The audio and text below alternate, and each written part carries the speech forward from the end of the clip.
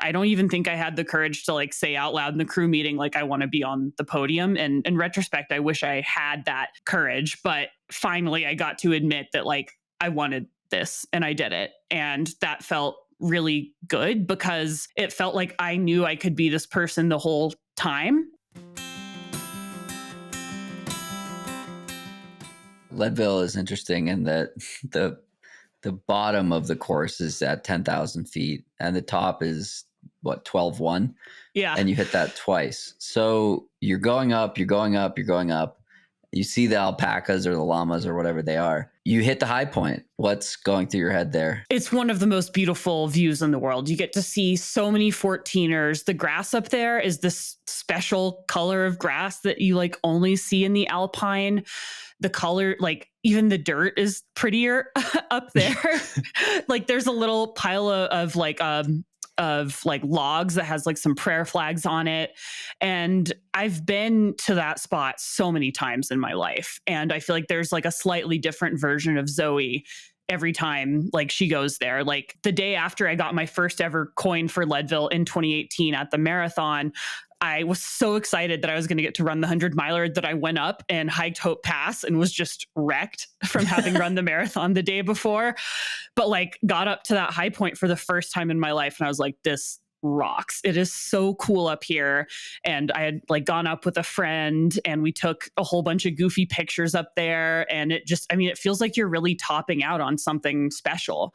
And it actually wasn't until I ran the 100 that I went on to the backside of Hope Pass, which is also really cool and special and gorgeous in its own way. And I mean, my partner TJ and I had one of our like first dates on Hope Pass. When I lived in Aspen, I used to drive over there for the afternoon so I could get out of phone service and just go play in the mountains without having to be called into work. And it's always been just like a really special place for me. And I think that Hope is a really just kind of like amazing and poignant symbol for just like having curiosity that things might be better in the future. Wherever you're at now, like could be better later.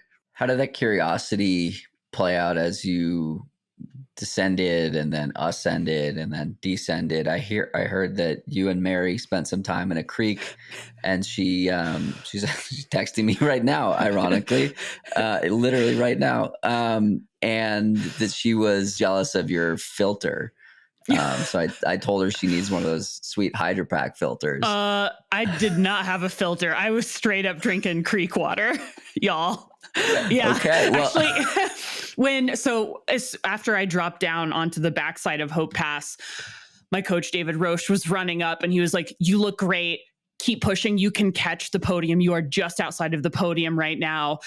Use the creeks for cooling. Drink the water. We'll deal with the consequences later." And I took that right on to heart. So if I get Giardia or a parasite, it will be Giardia of Champions. So, okay, I want to talk about this because you mentioned this the other day, that David, while leading the race and shooting for a course record while taking down 114 grams of carbs an hour, was literally coaching you on Hope Pass. What was that like? What was that like? Well, I had seen him in Leadville the day before and we chatted briefly and he told me that I was ready and we were both going to have a day and to stay curious. But he was also like obviously quite focused on his own race. And, I could tell he was sort of prepping for his day. And that it just felt wild that as he was running up Hope Pass, he like suddenly was like very inspired to give some in-depth coaching while running up a 10% grade alpine trail at 12,000 feet. Like it was full sentences. Like it was wild. And he never, like I could tell he was incredibly focused. He didn't quite make eye contact with me. Head down, like I guess he had just looked up long enough to clock that it was me and like to tell me like where I was in relationship to the podium. I've just never seen anything like it. And you weren't a part of the podium at that time. I think you were in fifth. I was in fifth place, but he was like or he didn't tell me I looked great. He told me I could get onto the podium and like now was the time to start making moves. And then I, ran a little bit further down the backside and I saw Ryan Montgomery, and we had sort of trained a little bit and we saw each other on Hope Pass over the summer. And he was like, "You look really great. You're about to catch those women." And I was like, well, if Ryan told me so, like I better go do this. And I kind of struggled on the traverse at the bottom of Hope Pass into Winfield because I was getting pretty hot. I got a little behind on my fluids and was dehydrated. And then I saw Mary in the creek. We both sort of were splashing ourselves in a creek, and I was drinking the water. So again, like, just waiting any day now to see if I have a parasites hookworm come out or something. Yeah. She thought you had a filter, I think. No, I just made bad choices. So that, yeah, again, we'll deal with the consequences later at David. But she seemed really focused, but gave me some really great beta. She was like, "You look great.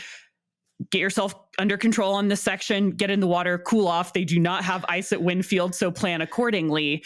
And I mean, she was just so, like, the way that we connected, I really felt like she was really trying to lift other women up in an intentional way. She could have just like been taking care of herself, head down, and like sped past me, but she went out of her way to sort of like see how I looked and give me specific beta that was like pretty helpful for me. And I think that really speaks to like when you're competing as a woman, when you're confident in yourself and that you're running the game, you have like no hesitation to lift other women up and to help. There are a couple of people I've experienced this with, both men and women, who are so stoked on the people around them and not wanting to like run away with the race on their own, and they'd rather compete with people who are showing up as the best version of themselves on that day. Mary comes to mind. To see what she was posting in the days before and also the days after, like how excited she was and reposting things, like that was really cool to see, and it was really genuine. Hayden Hawks is another person who acts and behaves like this. And I don't want to say it's unique, but it's noticeable when it happens, because it's not always the case. What did it feel like to be in that moment where like you're competing with this woman? You shared, a couple hours with her on Thursday evening chatting about the race. Like, what is it like to have that mutual respect and it truly is like everyone lifting each other up? Yeah. Well, I mean, it's really, I had raced against her at Silver Rush, and oh my God, I had never seen anyone running 50 miles so strong. And I mean, it just feels like when you meet other women on equal grounds in that way, and you just show them respect as competitors and as competition, that feels really great. And again, that she wasn't so heads down in her own thing, that she was like paying attention to what the other women were doing around her, I think speaks so highly of her ability to retain focus on her race and to run her race, and also to not be only caught up in that. I told her, like, after, we sort of cooled ourselves off at this creek, I was like, "Go get that record. You can do it." I believe she can go get that record and she can still do it.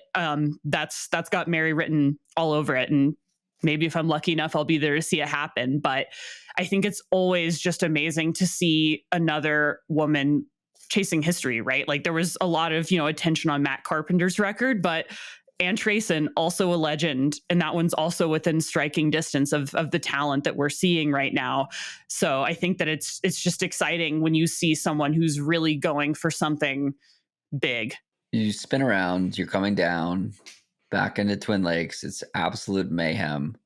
Yeah. I saw you coming off the trail and was extremely stoked to see how well you were moving, and we ran a few strides together, and you were looking for tots. Your lemonade wasn't going down properly at that point. Right around when my body stopped accepting gels. And I think the word was pukey. The lemonade was making you pukey.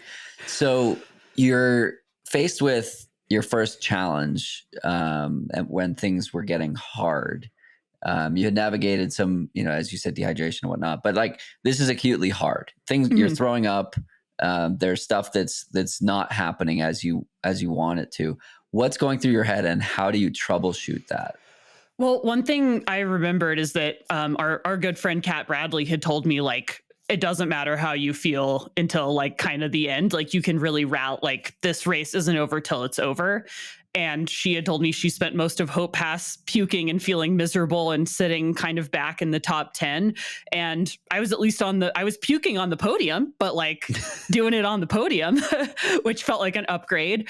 And I just told myself, like, it's not over till it's over. And also, this is a very solvable problem. Like it had actually never happened to me before. I've historically fueled all of my 100s with gels. And finally, I had an opportunity to trial other things in a race context, which made me really grateful that I had cooked a bunch of mashed potatoes the day before because those were working great and a lot of liquid fuel was working great. And I had, sort of gamed out different nutrition strategies in my head, and I had the ability to pivot. And it was kind of one of those things where, like, it was like one of my worst fears is that I would get sick and throw up and like that my nutrition wouldn't work in an ultra. And realizing that I still had a lot of solutions available to me was really like, I was just kind of like, oh, like just felt an immense sense of relief. Like, we're still in this, like we're still eating, we're still moving forward.